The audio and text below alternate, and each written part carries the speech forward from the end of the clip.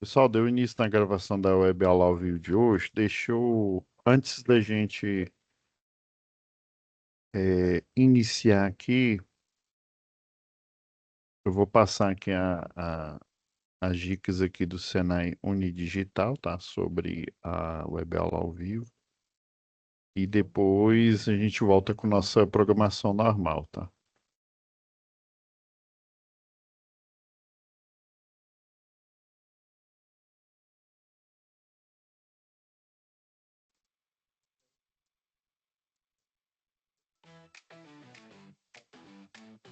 Como aproveitar melhor sua web aula via Teams?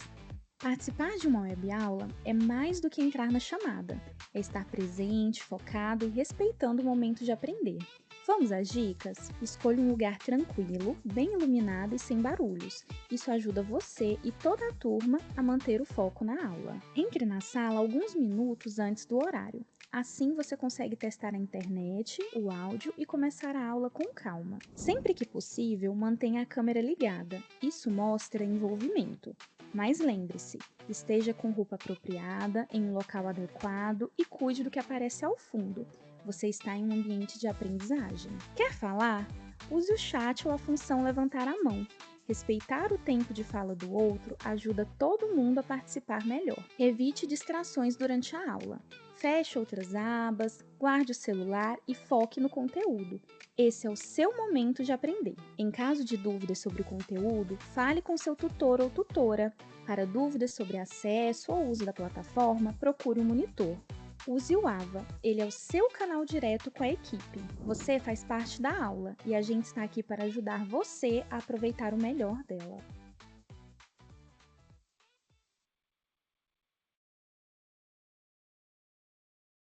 Antes da gente iniciar o conteúdo de hoje, vou fazer aqui uma pré-chamada aqui.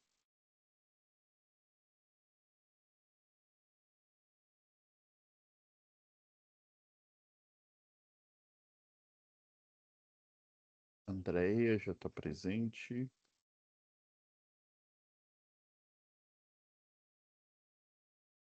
Raquel, Gabriele, Tamara Santos e Brenda Cardoso Gomes. Só relembrando, pessoal, se alguém entrar depois do horário aqui, tá? Eu sempre verifico, né? Depois aí do início da aula, quanto tempo que ficou e dependendo, né? Tem a frequência ou não, tá? Agora vamos voltar à nossa programação normal aqui.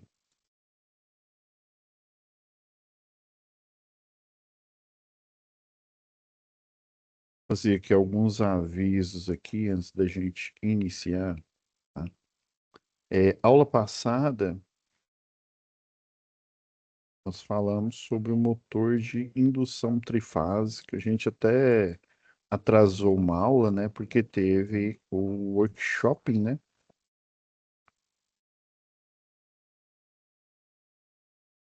Teve o workshop, e aí substituiu ele pela aula 12, né? E aula passada foi o MIT, né? O motor de indução trifásico, tá? Até fiz uma atividade especial lá que tinha simulação, tá? Aí nessa aula de hoje aqui, vamos falar sobre sensores, tá? Deixa eu trazer aqui a apresentação aqui. Vamos falar sobre sinalização e sensores. Mas antes disso, eu programei para as próximas aulas aí, né? A, a aula, depois eu até vou colocar o restante aqui. Na próxima aula do dia 29, né, vocês ainda vão ter. É porque eu vi aqui que o período de férias de vocês vai ser em agosto, tá? O pessoal da unidade já me enviou, só não me lembro de cabeça aqui, depois eu posso olhar aqui para vocês, tá? Então, o período de férias de vocês não vai ser. agora em junho, em julho, né? E daí eu deixei até um oculto aqui no dia 29, professor Renan, né? Eu até tinha avisado para vocês. Professor Renan, ele vai dar uma aula especial sobre um simulador que tem aqui na plataforma, tá? Ele é um simulador mais realista, né? Ele é mais assim, vamos dizer assim, completo do que o CAD-Simo, tá? Aí, como ele é especialista, eu deixei para ele falar sobre esse simulador e ele vai fazer lá algumas partidas mostrando para vocês, tá? Ela parece que você tá mesmo ou lá na indústria, né? Ou no, hum, esse simulador aqui. Depois ele vai mostrar, até que na plataforma, ó, tem, se eu não me engano, em superações, tem o link dele. Deixa eu só ver se ele tá por aqui.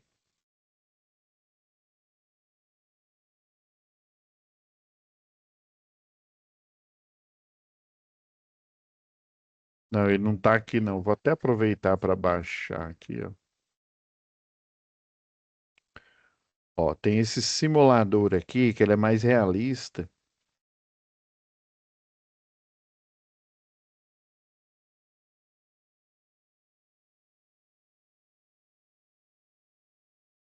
É esse mesmo, ó, o planta industrial. Ele é executável, tá? É esse que o professor Renan vai mostrar para vocês, próxima aula. Porque ele parece que você tá jogando aqueles jogo de primeira pessoa, sabe? O Doom, o Quake. Tem aqui o manual, tá? Do simulador. Vocês já podem dar uma estudada nele aqui.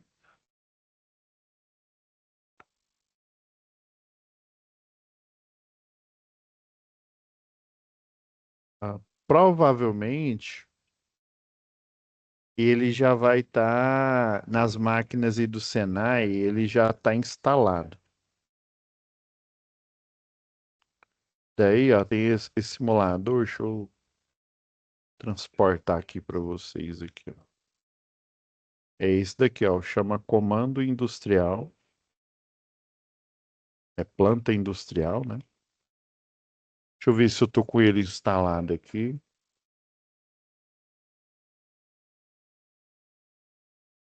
Ah, eu já tô com ele instalado aqui, ó. É esse daqui. Então ele mostra como é que é ele tem essa visão aqui, ó. Já estou mostrando para vocês se habituarem aqui. Eu achei que eu não tinha ele instalado aqui, não, mas pelo que eu estou vendo, é esse daqui, ó. Na hora que vocês abrirem, né? Aí eu coloquei ele para abrir numa janelinha, tá? Ele parece um videogame mesmo, né? Tem as entradas aqui. Inclusive, ele é possível, é esse daqui, ó. Na hora que você instala o executável, é esse daqui, ó.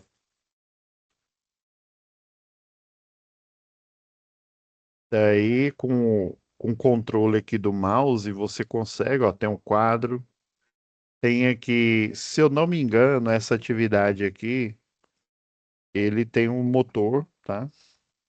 Aí tem um quadro aqui, se abrir, ele é bem mesmo realista, tá? Tem aqui as ferramentas. Aí na próxima aula o professor Renan vai mostrar como que opera ele aqui para vocês, tá? Esse daqui ele é mais realista porque o outro cá de cima que eu sempre mostro para vocês, ele é mais analítico. Inclusive, ó, tem a visão do tanque, por exemplo, você pode instalar, né, uma resistência, instalar um motor aqui que ele faz a mistura do produto que é pasteurizado, por exemplo, leite, outras coisas que na indústria você faz a pasteurização, né? Bebidas aí, né? Bebidas fermentadas, até as bebidas, por exemplo, tipo, suco, né? Faz o processo aí de pasteurização, tá? Então, tem aqui, ele vai mostrar as funcionalidades para vocês, tá? É isso daqui, o planta industrial. Aí no dia 29, já baixem aqui esse manual, tá? Já dei uma olhada nele aqui, ó, ele mostra tudo, ó, o botão de emergência, né? O botão normal aqui, ó, placa de identificação, contatores, né? Com os contatos auxiliares, resistência elétrica. Esses aqui são os chicotes aqui, né? Que você vai utilizar para montar o quadro. Então já dei já uma conferida nele aqui, tá? Que aí, próxima aula, o professor Renan vai acompanhar vocês. E depois do dia 29 aqui, até o dia,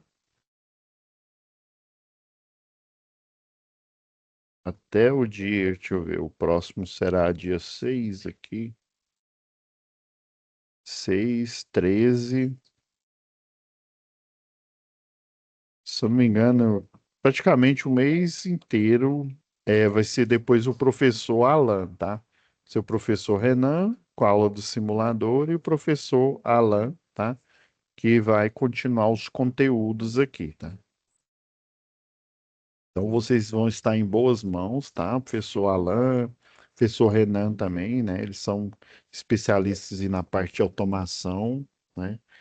E daí eu tô até preparando uma aula nas próximas UCs, né? Que nós ainda vamos ter essa UC aqui, ó, depois das férias de vocês, que vai ser em agosto. É,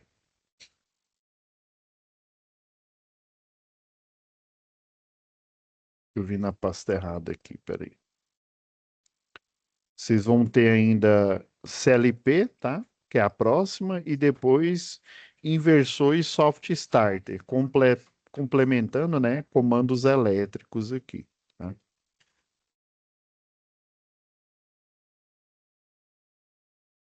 E aí vai ser fundamental, né? Vocês manipularem esse simulador aí, tá?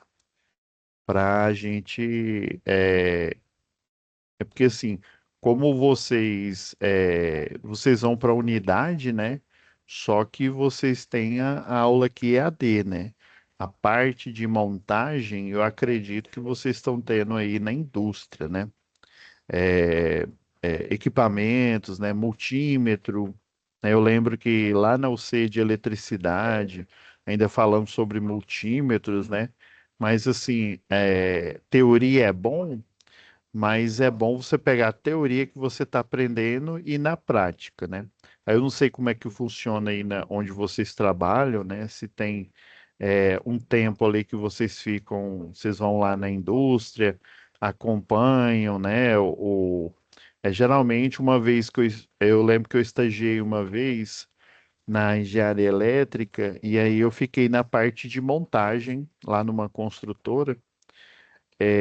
Aí eu ia na obra, né, acompanhava, inclusive quem me acompanhava era eletrotécnico, às vezes eletricista, né, eletricista mais experiente, daí ele mostrava como é que montava o quadro, né. Aí eu lembro que esse período aí foi bastante importante, né, porque assim, na faculdade, lá na Universidade Católica, eu fazia todas essas montagens, mas o melhor é você na indústria, vendo ali como é que ele está montando, né? Como é que são os processos aí de comunicação. Eu lembro que tinha uma indústria que eu estagiei na Ambev, o pessoal usava na época esqueci o nome, que era tipo rádio. Eu esqueci o nome da operadora, que acho que ela nem é Nextel. Eles usavam o Nextel, só para vocês terem uma ideia, tá? Hoje em dia o pessoal utiliza qualquer mensagem, né? Utiliza o WhatsApp.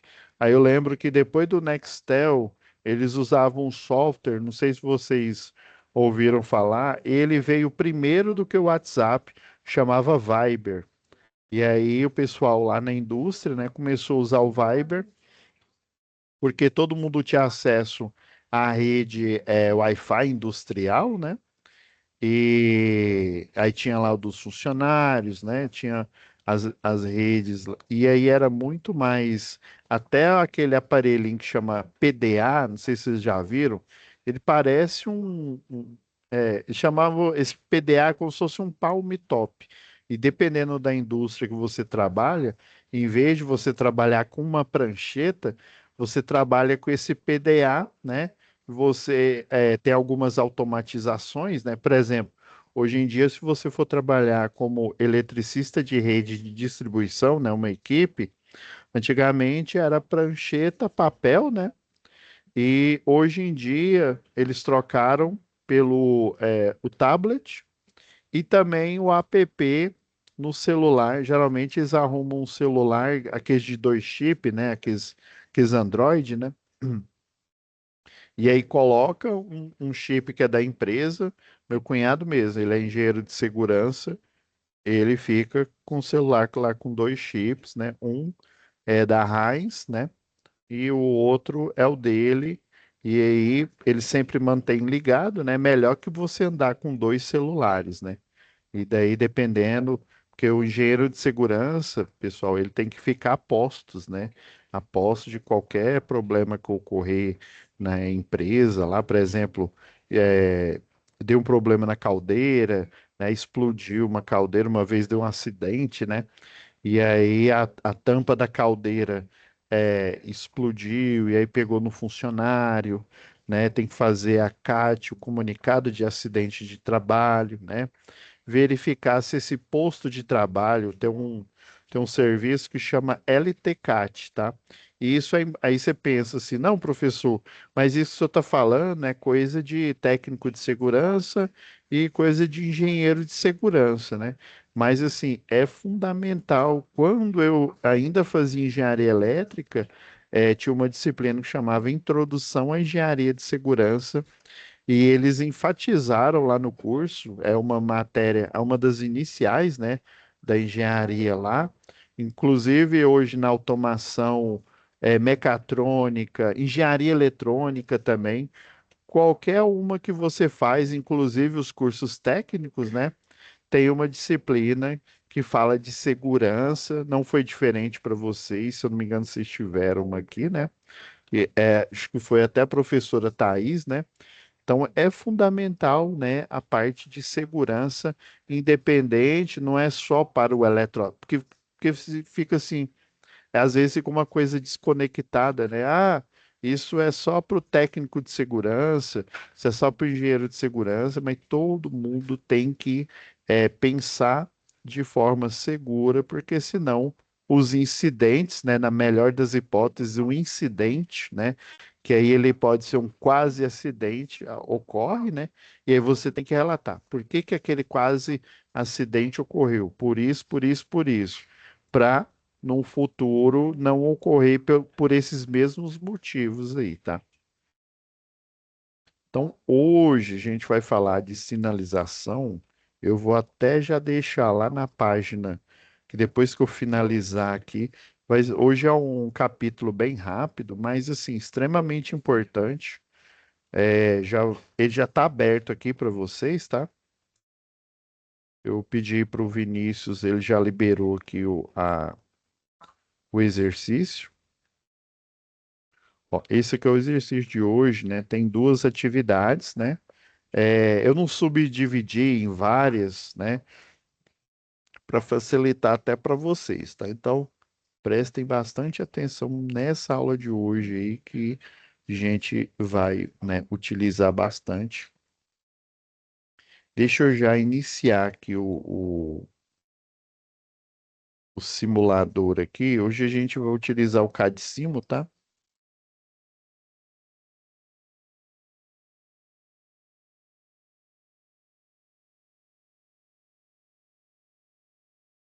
Inclusive, eu já expliquei, né, como é que ele funciona aí para vocês. Hoje eu vou utilizar uma partida aqui. Deixa eu ver se do.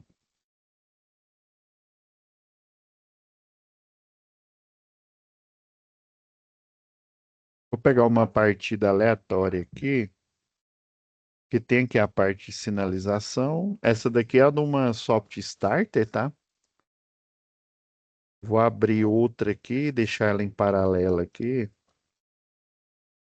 pegar a do inversor, tá? Mas, professor, você nem explicou ainda, calma que a gente vai chegar nas duas outras UCs, né? A gente vai falar, eu vou falar sobre CLP, né? Que na verdade, a soft starter, o inversor, ele é um CLP, como se diz, é escondido, né? Ele é um computador, tá? E esse computador, ele pode ser convertido em qualquer tipo de máquina, né? Em automação, em qualquer tipo de processo. Você pode utilizar para sensoriamento aí, né? Que é o assunto de hoje. Você pode utilizar para várias, mas várias. Vou dar uma diminuída aqui, que aí eu tenho acesso às duas. Daí, convenientemente, eu vou mostrando aqui para vocês, tá? Porque eu não sei quais as partidas que eu falei para o professor Renan mostrar para vocês. É porque a aula leva um tempinho, né? Que você tem que montar exatamente igual você, né? Como se você estivesse montando ali no campo, né? Aí eu não sei quantas que ele vai mostrar, né? Talvez até eu peça para ele numa outra aula também mostrar como que ela funciona para vocês. Então vamos lá, vamos. Eu vou até deixar desse jeito mesmo aqui, eu não vou colocar modo apresentação para facilitar, tá? Então, chegamos aqui numa parte importante, falamos de partidas, né, de motores. Basicamente, a gente falou de partida direta, né, e partida indireta, que são as partidas, né, só fazendo um recordar é viver aqui,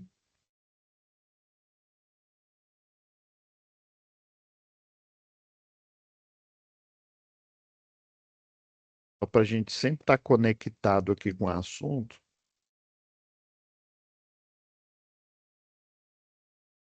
né? Porque nessa UC estamos aprendendo os princípios, né? E todo o ecossistema que está junto ali com a partida dos motores, né? Nós aprendemos até agora, né, que para uma partida direta, né, Equatorial Goiás, né, que a tensão mono sempre a menor tensão, dá uma diminuída aqui. Sempre a menor tensão é o mono, tá? Tensão entre fase e neutro, e a maior é a tensão de linha, né? Que os livros nem chamam, né? Isso é um padrão, tá? Os livros não chamam nem de tensão de linha, tensão bifásica, eles chamam de tensão de linha, né? E aí muitos profissionais eles erram, tá? Principalmente no início aí da carreira, achando que isso daqui é a tensão trifásica, né? Mas na verdade é entre duas fases. Daí eu já demonstrei para vocês várias vezes, né? Às vezes é bom a gente estar repetindo alguns conceitos, porque aí, né, na hora que você precisar de fato aí, você não esquece. Então, eu quero dar partida direta. A máquina, ela tem uma potência, seja ela tri ou monofásica, se ela tiver uma potência menor que 7,5 CV, ó, pegando a monofásica aqui, ó, é o de 5, de 3, inclusive o trifásico é a mesma coisa, né? A diferença é que são três fases, né? Então, de 5, 4, 3, 2, 1 e 1,5. Eu já vi, se eu não me engano, 1 e 1/4. Não tem todas as potências aqui. Inclusive, às vezes, dependendo do processo produtivo, o pessoal faz um motor ali, seja de corrente contínua ou corrente alternada, dependendo da aplicação, tá? Com uma potência própria da máquina. Às vezes a máquina ali ela tem um servomotor ali, né? Aí geralmente servomotor ele se move em ângulos, né, específicos. Ele utiliza inclusive um drive, que no final das contas esse drive é um CLP, né, um controlador lógico programável ele programado para fazer com que aquele motor, em vez dele funcionar igual o motor, como assim, professor, funcionar igual o motor? Ele tem um giro contínuo, né? Uma velocidade ali contínua, né? Podendo aumentar, podendo diminuir, dependendo da aplicação. Inclusive, dependendo do, né, do que a gente utiliza, que é o CLP no modo inversor de frequência, né?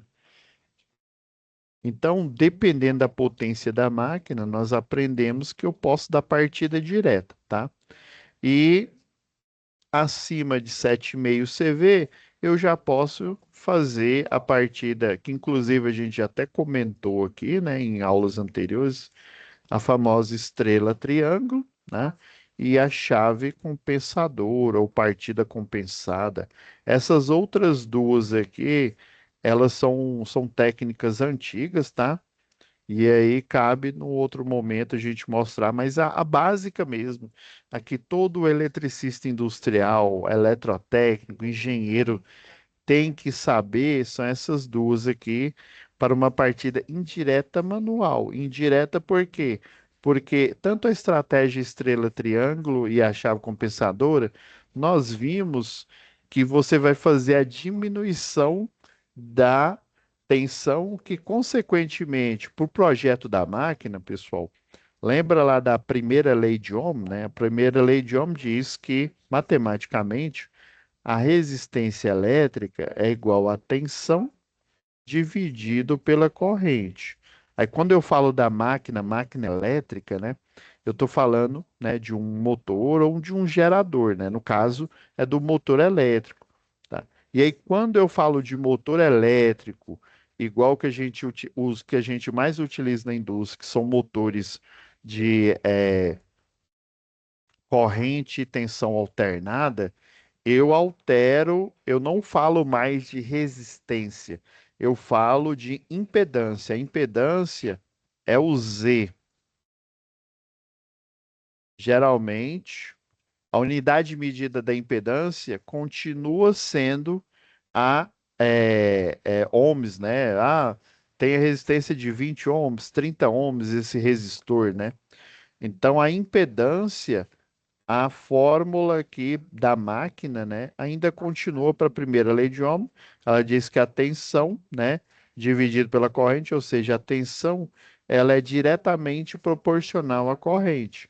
Então, na máquina elétrica, quando eu falo de impedância, eu estou tratando tanto da parte resistiva da máquina, né, que, que basicamente são resistores, né, e eu estou tratando da parte complexa, que tem a ver com os números complexos que vocês estudaram lá no terceiro, geralmente é o terceiro ano do segundo grau, né, o pré-vestibular. Você utiliza, né, a teoria dos números complexos, né, são números que são um complemento aí dos números reais, né? Lembra lá, raiz de índice par, no caso a quadrada, a gente não coloca o 2 aqui, né? Ele fica subentendido. Então, toda raiz que tem esse índice par, que é a raiz quadrada, que não aparece o 2 aqui, né? A raiz quarta, aí sim aparece o 4 aqui, né? De número negativo, né? No caso, por exemplo, raiz quadrada de um, né? Uma raiz par de número par, né? Até lá na matemática, um número par genérico, ele é escrito assim, ó, 2 é o número é duas vezes n, tal que o n pertence ao conjunto dos números reais aí, tá? E o número ímpar é o número tal, né? Que isso é o pessoal lá da matemática que define assim, ó, 2n mais um. E daí, essa é uma forma genérica de você representar o número ímpar e que o número é par. Então, toda raiz de índice par, né, na forma 2n, ela não tem um número real. Eu não consigo encontrar esse número real. Por isso que começou lá com René Descartes, ainda teve as demonstrações, né? Não existe um número real, mas existe um outro número que descobriram mais tarde, que são os números complexos.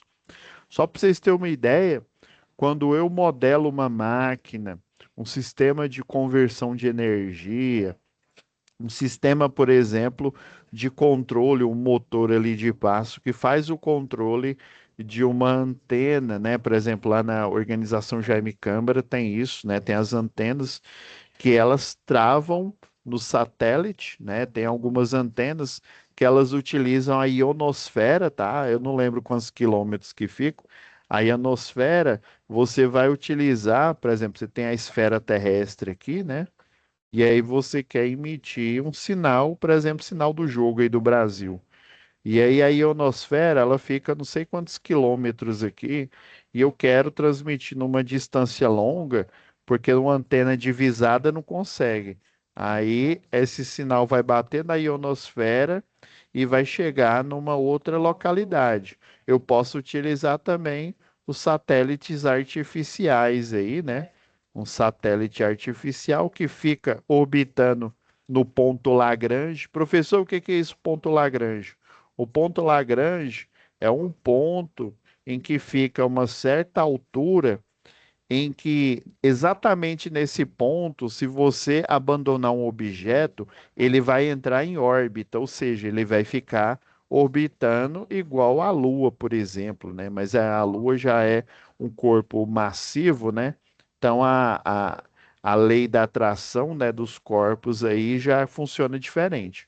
Mas todo o corpo, né, todo o planeta aí, né, que nós chamamos aí de planeta, ele tem um ponto chamado ponto Lagrange. Aí nesse ponto, se você abandonar um objeto, no caso aí o satélite, por exemplo, aqueles satélites da Starlink, eles ficam exatamente nesse ponto para justamente ficar orbitando. Aí dependendo se a localidade ela é muito longa, é muito longe, né?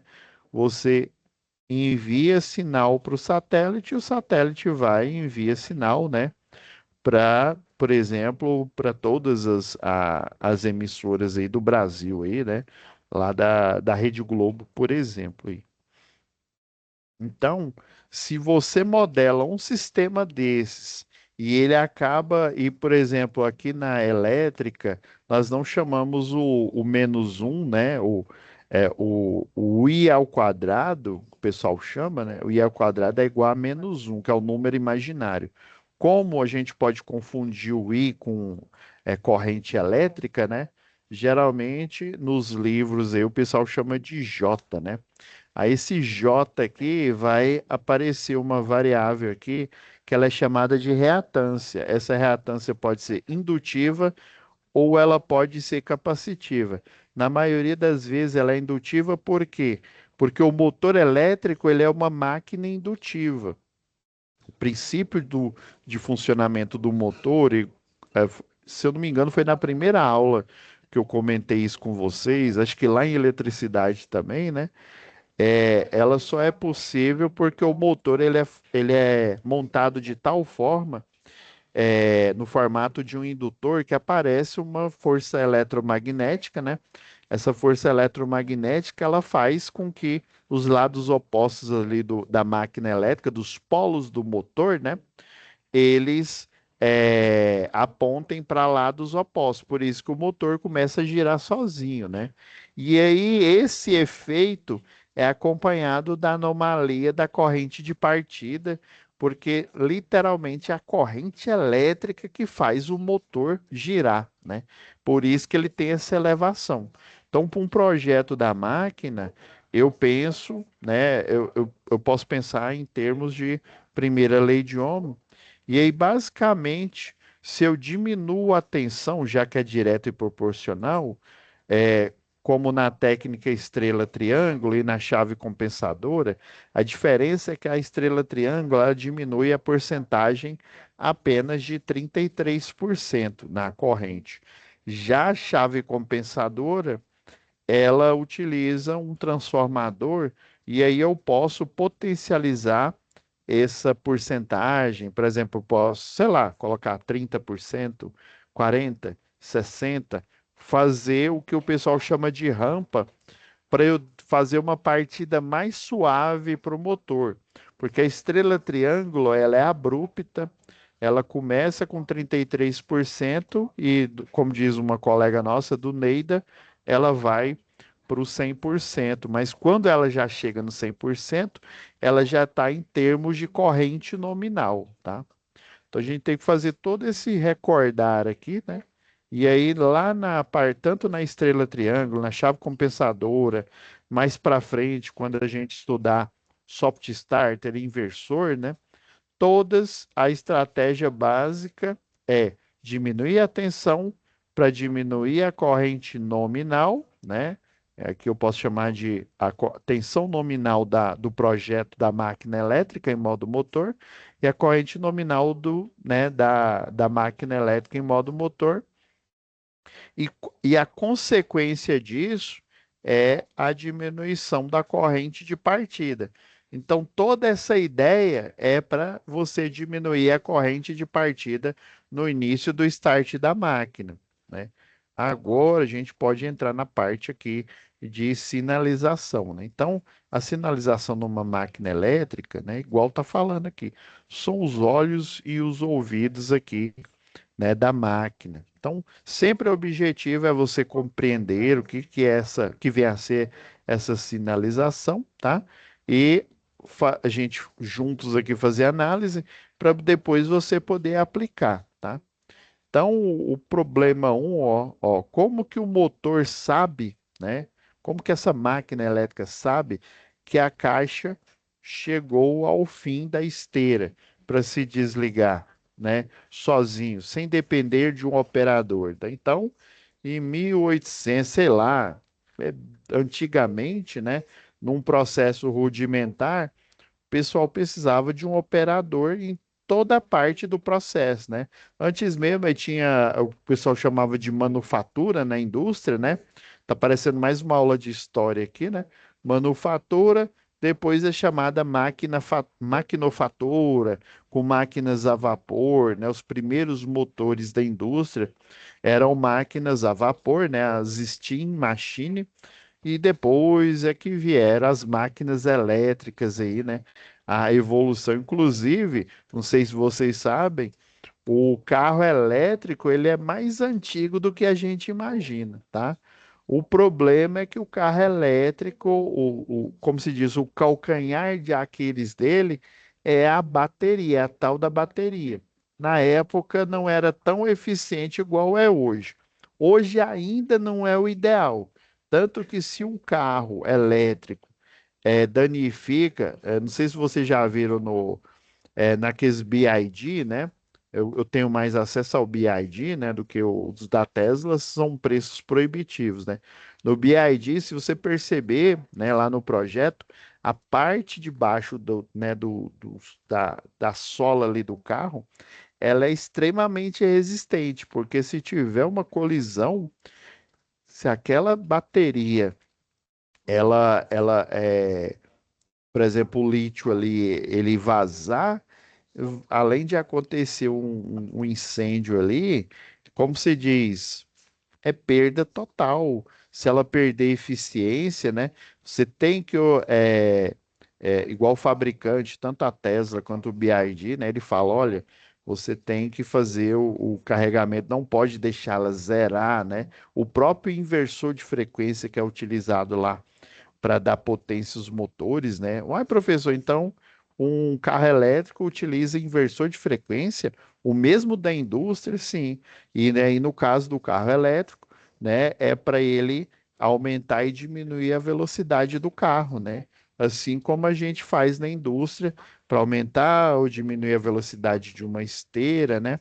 Ou aumentar e diminuir a velocidade de o recalque, né, de fluido, né, no processo produtivo ali, né, de um silo, por exemplo, né, fazer a sucção, o bombeamento, né. Então, assim, vocês estão vendo que todos os conhecimentos eles acabam se convergindo. Aí, por exemplo, ó, é um problema dois aí, né, alguma coisa para pensar. Como que o painel elétrico avisa o operador de que houve uma sobrecarga, né? E o relé térmico disparou antes que o motor queime, né? Então você tem que fazer sempre processo de sinalização. Igual eu peguei aqui, por exemplo, aqui, né? Isso aqui é uma soft starter, tá? A Soft Starter, ela vai utilizar esse computador aqui, ó. Isso aqui é a parte de potência da Soft Starter, né? Representada por esse transistor aqui, tá? Aqui na simulação ela é bem simplificada. Já essa daqui é a parte de controle. Então você vai ter um circuito de potência que vai simular o que a partida estrela-triângulo faz, né? O que a chave compensadora faz, né? Ele, inclusive, o transistor de potência, ele funciona semelhante a um diodo, né? Eu não sei se eu comentei com vocês sobre a fonte retificadora. A diferença é diferente do diodo, ele consegue sozinho, dependendo do que eu utilizo, por exemplo, conversores, tem alguns circuitos que você dá partida, você não chama ele nem de soft starter e nem de inversor de frequência. Você chama conversores, serve para máquinas pesadas, tá? Que tem que tracionar cargas de altíssima massa, tá? E de baixa velocidade. Aí você vai utilizar conversores chamados, esse transistor chama conversor chopper, tá? Depois, quando a gente chegar lá na UC lá de inversor de frequência, eu vou mostrar os conversores aí para vocês, tá? Então, essa aqui é a parte de potência, né? Em vez de utilizar a tradicional, né, que é ligar uma estrela triângulo para dar aquele delay time, né, para a corrente baixar no transitório, vai utilizar a eletrônica para fazer esse controle de forma cirúrgica. E depois você tem aqui a parte, tem um CI, né, dentro de uma soft starter, que eu estou mostrando só o, como se diz, por alto para vocês. Depois a gente aprofunda mais, tá? Então o CI aqui, ele tem várias funções, ó. Esse CI aqui dessa soft starter aqui, ó, você pode regular aqui o tempo de inicialização, ou seja, em vez de eu utilizar um relé de tempo, ele já tem embarcado no circuito dele, por isso que você chama a soft starter de CLP, né, dedicado. CLP por quê? Porque ele é um computador, ele recebe comando e ele também gera comandos, né, ligar, desligar, acionar sensores, por exemplo, né? E aí essa inicialização você vai regular, né? De 5, geralmente é 5 segundos até 20 segundos, tá? As tensões aqui, ó, você pode regular qual que é a tensão inicial aqui, ó, e quais que são as porcentagens que ele vai fazer a partir daqui do motor. Então tem a parte de potência, que é simbolizado por esse bloco aqui, tá? E tem a parte de controle, né, que é um circuito integrado, né, um CI. Depois eu mostro para vocês os CIs que são utilizados, né, os circuitos integrados, aí, os controladores, tá? Você pode encontrar eles aqui, ó. Quando você abre o simulador aqui, ó, você vem aqui, ó, que parece um circuito integrado, aí vai aparecer esse submenu para vocês aqui, ó. Aí tem aqui, ó, o controlador da Soft Starter, que é esse aqui, ó, o read, né? Run, que é mostrando que iniciou e depois que ele parou o processo. Tem aqui, ó, transistor da parte de inversor de frequência, tá? Tem o da Soft Starter, que é esse daqui, ó, inversor de frequência. É inversor também. Cadê o Soft Starter? Ó, tem o Soft Starter AC. Ó, tem a parte de potência e a parte do controlador. Então dá para você montar, né? Nesse simulador mais simplificado, para você entender o processo aqui de partida aqui. Então, como que ele vai ficar sabendo aqui, ó? Por que não abrir a IHM, né?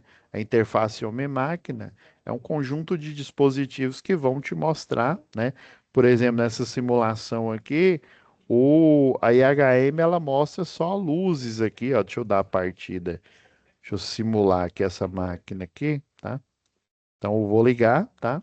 Dar uma partida direta, tá vendo? 44, 58, 72.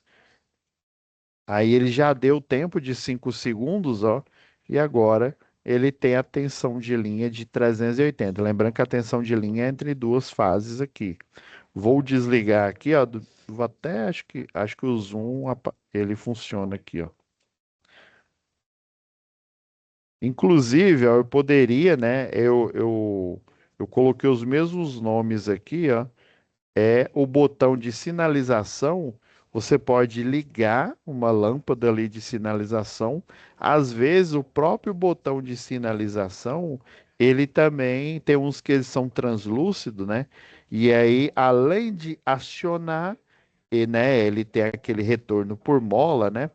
Além de acionar, ele também mostra o status da máquina aqui, ó. Aí por isso que eu fiz, ó, desses dois jeitos, ó, 44, 53, olha, 72, 86, e mostrando, tá vendo?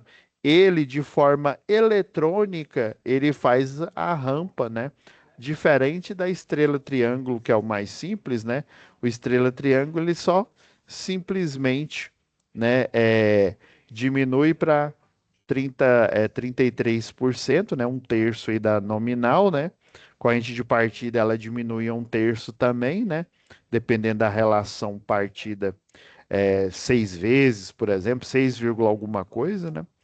E daí, depois, o relé de tempo, né? Ou seja, você pega um relé de tempo, você pega um disjuntor motor aqui e você faz conexões separadas. Já a solução da soft starter, a solução do inversor de frequência, você tem apenas uma máquina, né? Um bloco toda essa solução de partida aqui, né? Então, ó, por que não abrir o painel? O painel pode operar com 200 volts, dependendo aí da conexão. Numa aula mais para frente eu vou mostrar as tensões, tá? Das bobinas. Aí 440, 690, geralmente os cálculos lá vai dar 660, tá? Aí, ó, o painel fala porque ele tem sinaleiros luminosos, tem display, tem buzzer, né, que é as buzinas lá, né? Uma boa prática, ó, as IHMs, né, essas interfaces que elas podem ser só mostradores, né, o inversor de frequência, por exemplo, ele tem a telinha, né? A maioria dos inversores tem uma telinha para mostrar o status. Inclusive, você navegando nessa tela, você consegue parametrizar, né, a partida desse motor, por exemplo, tá? Deixa eu dar uma parada nele aqui, ó. Vou usar aqui ó. Aí tá vendo, ó? Ele demora um tempo, ele não desliga a máquina de uma vez só, né? Ele não retira o nível de tensão dela de uma vez só, tá? Então, ó, tem alguns pontos importantes aqui, ó. A norma IEC, ó, a 60073, né? Ó, adotada pela NBR 6146, né? Define o código de cores, né? Então, quando uma máquina, por exemplo, aqui, ó, máquina pronta, ó, funcionamento normal, a cor, o ideal é o verde, né? Ela deu start, né? Ó, o sistema está energizado, o motor está operando dentro de parâmetros normais, né? E não há falhas ativas. Inclusive, existe também a sinalização de cor, por exemplo, as tubulações, né, industriais, né? Que aí já é um outro código aí, né? Aí, por exemplo, ó, esse amarelo âmbar, anomalia, atenção, indica uma condição irregular, né? Que ainda não parou o sistema, mas requer atenção. Por exemplo, um relé térmico, né, um relé de sobrecarga desarmado, ele vai acionar um alarme ali e falar, olha, a situação ali não está crítica, né, a ponto de parar a máquina, mas requer observação. E daí você pega, por exemplo, ali um termovisor, né, que é aquela câmera, e aí você dá uma olhada no barramento que energiza aquela máquina, e através do termovisor você pode identificar se é apenas uma das fases, ou as três, ou duas, né? Ou seja, você pode identificar de forma cirúrgica aonde está aparecendo naquela sobrecarga, né? que provavelmente, se ele está amarelo, é porque ele está tendo uma potência acima da nominal, né? Já o vermelho, não, ele pode ser um curto-circuito, por exemplo, né? O vermelho, ó, parada, emergência, falha crítica, ó. Indica que o sistema foi desligado para proteger, né? Por proteção, né? O relé térmico, fusível, ou por acionamento da botoeira de emergência, né? A botoeira de emergência é aquela que na hora que você aciona, para você ligar o sistema novamente, você tem que ir lá na botoeira e puxar ela, tá? Acho que eu até mostrei em uma das aulas para vocês. E o azul e branco, né, o que é o menos comum que a gente vê por aí, né, na indústria, pode ser que na que vocês aí trabalham tem esse tipo de sinalização, dependendo do processo, né? Indica o estado informativo sem caráter de alerta, né? Tá mostrando o status, que a linha está operando, né? Ou a linha está em status de limpeza, né? Lembra, acho que eu comentei na aula passada, né? Tem um processo de limpeza, por exemplo, em indústria de bebida, né? Que aí depois de você fazer o invase, terminou o invase, por exemplo, de uma bebida à base, né, a bebida de cola, né, uma, sei lá, uma Pepsi Cola, né, você agora vai invasar uma bebida de laranja, né? Então, não é bom você fazer o beneficiamento dessa bebida ali, né? Colocar ácido carbônico e tal, e simplesmente colocar no tanque, né? Vai que você tem uma quantidade X ali de tanques e não dá para você beneficiar e depois invasar, né? Um refrigerante de cola ao mesmo tempo de um refrigerante de laranja ou um refrigerante ali de limão, né? E daí você faz o processo de limpeza primeiro, tá? Depois ele joga uma solução que neutraliza, né? Já que o processo de limpeza, até mesmo para bactérias lá e tal, dependendo do tipo de processo, né? Eles não utilizam apenas calor, né? Água quente, por exemplo. Utiliza o que eu acho que eu até comentei na aula passada, soda cáustica aí, né? Aí depois faz essa limpeza, joga uma solução neutralizante, né? Porque soda cáustica é perigosa, né? É uma base corrosiva aí, né? Em contato com a água, ela se torna mais potente, né? A menos que você dilua ela a um certo ponto que ela perde a sua força ali de corrosão ali, por exemplo, tá? E aí mostrar alguns exemplos aqui, ó, o sinaleiro aqui, ó. Esse sinaleiro, além de sinalizar, né, ele tem a buzina aí, ó, buzina horn ou sirene, né? É conectado em paralelo com o sinaleiro luminoso, né, de falha, quando o contato da falha do relé térmico fecha, né? Tanto a luz vermelha quanto a buzina são acionados. Então, sinalização de segurança visual, né? Lembra que eu comentei com vocês que a NBR 5410 ela mostra, né, que uma é, você pode fazer uma manutenção, né?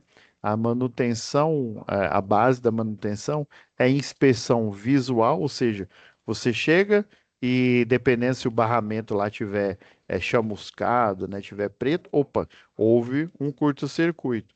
E tem coisas que você só consegue fazer um teste, né, um ensaio com equipamento. Por exemplo, um detector de tensão, né, para mostrar uma tensão acima do nominal, um termovisor mostrando que o barramento ele está aquecido, né? Então, nós temos basicamente sinalização é isso, para você visualizar, né, ou então usar os sentidos aí, ou então para você ouvir e ter o status. Geralmente é o operador do sistema, ele tanto tem a sinalização visual, né? Já que o operador ele fica de forma remota lá, né? Tem ali o de Pernambuco ali, por exemplo, né? Tem ali o de Brasília, tá? Daí aparece, fica um plantonista lá, né? E aí mostra, olha, sei lá, a linha de transmissão de Giral 2, sei lá, ela está em sobrecarga. Está em sobrecarga por quê? Aí vai mostrar os status lá, e aí o operador humano, né, vai auxiliar na tomada de decisão. tem decisão que a máquina toma sozinha, desligando, né, se for crítica, né? Mas tem decisão, por exemplo, a questão aí da luz amarela, né? Opa, apareceu uma luz amarela, ainda está em observação. Dá para eu tomar uma atitude, por exemplo, colocar um barramento extra de energia, porque o barramento que eu estou utilizando de uma hidrelétrica, ele não é o suficiente, né, para suprir de potência, por exemplo, né, um estado que ele está fornecendo energia ali, né? E daí, ó, já tá liberado, ó, já faz uns 4 minutos que tá liberado a atividade um, ó, olha, como, daí vocês leem aqui, ó, inclusive eu acabei de falar aqui, ó, né, mostrando que o silo 2, ó, foi automatizado, mas o operador trabalha numa cabine distante, né, e não consegue enxergar o motor. Para garantir a operação segura, e o diagnóstico rápido, né? Precisa instalar uma torre de sinalização luminosa, né? Um sinaleiro sonoro de alarme no topo do painel aí, né? Em conformidade à IEC e à NR 26, né? De segurança do trabalho, que fala de sinalização, tá? Então, você vai falar, né? Como que a máquina, né? Você vai fazer um mapeamento de cores aí, né? O da máquina, ó, o normal aí, né? Falando do verde, do branco, né? A indicação, né? O verde, que é o status que ele funciona normalmente. É, por exemplo, tem essa segunda parte aqui, ó, máquina parada e pronta para ligar, né? Aí, no caso, seria o sinaleiro vermelho, né? Ou apagado, né, dependendo aí do padrão adotado pela planta, né? Ou ele apaga, você pode colocar apagado ou vermelho aí. Isso eu estou fazendo baseado na IEC, né? IEC 60, né? 60.204 aqui. Deixa eu ver o que mais aqui. E o motor, né? O motor parado, ó, por trip de disparo, tá? E aí geralmente é um sinaleiro amarelo, né, intermitente, né, que eles chamam de estroboscópico, né, ou pisca-alerta, né, indica que a condição está normal, né, então vocês vão relatar essas funções aí, né, o buzzer, o sinalizador sonoro e tal. Já o segundo aqui, né, já tô quase fechando aqui a aula aqui, né, o segundo, ó, a chave de fim de curso foi instalada, né? Possui um bloco de contatos intercambiável, né? Com um contato normal aberto e um contato normal fechado, com um terminal comum, tá? Então tem um aberto. Toda chave, ela vem, né? Atrás dela aqui. Por exemplo, a botoeira, né? Que eu mostrei tanto como se fosse o físico aqui e tem a sinalização. Atrás de toda botoeira, sinaleiro, por exemplo, você tem os contatos auxiliares, né? Tem o contato auxiliar que finaliza com o número 3 e 4, que é o normal aberto, e o número um e 2 que é o normal fechado. Cabe você, quando está fazendo esse processo de automatização, vamos dizer assim, você ver qual dessas que você vai utilizar. Já dando dica aí, não, você pode usar o normal fechado, né, para chave fim de curso, né, ó. Ele deve ser ligado em série, né, com circuito, né, o normal fechado, e é alimentado pela bobina do contator, igual aqui, ó. Tá vendo aqui, ó? A chave de fim de curso, o diferente aqui, ó, aqui fica aberto. Quando liga, né, você aciona aqui, ela fecha, né? Já o, no caso da chave de fim de curso, você vai fazer o contrário. Ela fica fechado. Aí quando ela, por exemplo, tem uma que ela é tipo um rolete, né? Chegou no final do processo aqui, aí ele é tipo um rolamento que fica aqui. Chegou no final aqui, ele parou, aí, por exemplo, você liga ela no normal fechado, ela vai estar operando na automatização, né? Aí na hora que passa vamos dizer, da barreira aqui, ela vai parar de rolar, aí o normal fechado vai ficar aberto, e aí é o que? Vamos dizer assim, seria a parada de emergência ali, né? E esse é o objetivo A, né? E para o objetivo B é sinalizar o limite aqui, ó, igual tá falando aqui, ó. Vai desenergizar imediatamente o contator que move o motor, por isso que você vai ligar diretamente com o normal fechado, porque operando ele vai estar fechado. Na hora que esse rolete ele para de entrar em contato, daí ele sai do status normal fechado para o normal aberto. Aí ele para, né, justamente para fazer a parada de emergência. E o B aqui, ó, energizar um sinaleiro luminoso, né? Vermelho no painel indicando um limite atingido aqui. Então, você deve, para esse caso, aí já vai ser o contrário. Um contato normal aberto, para quando chegar na chave o de emergência, né, ele é o contrário. Quando chega a chave de fim de curso estava fechado, se aí ela finalizou o curso ali, né, ou passou, tem um sensor ali de laser, né? E aí ele percebe, aí ele abre o sistema. Aí, ao contrário, a sinalização ela fica NA, né? Mostrando que está tudo ok, né? O vermelho aí, né? O B aí. E na hora que a chave de fim de curso que estava fechado fica aberta, o sinalizador, né? Ele vai ficar, ele era aberto e vai ficar fechado e vai acender a luz vermelha, tá?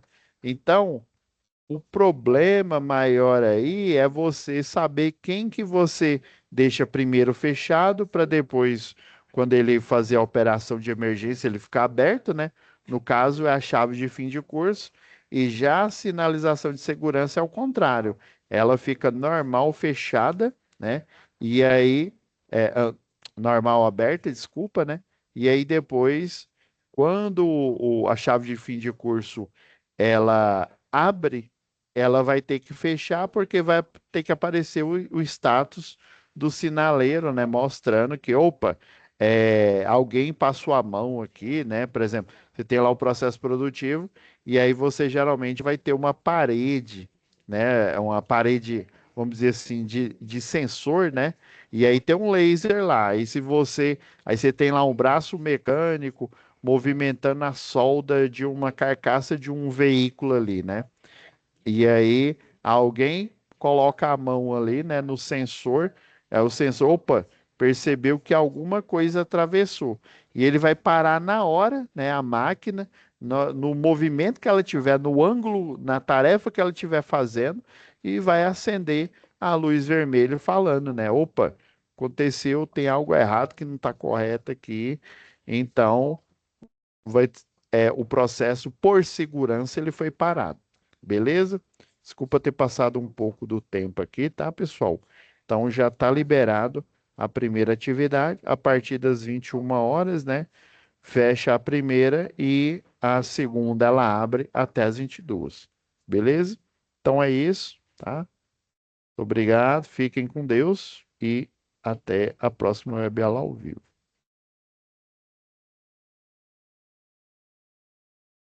Tchau, pessoal. Aí depois eu coloco aqui, tá?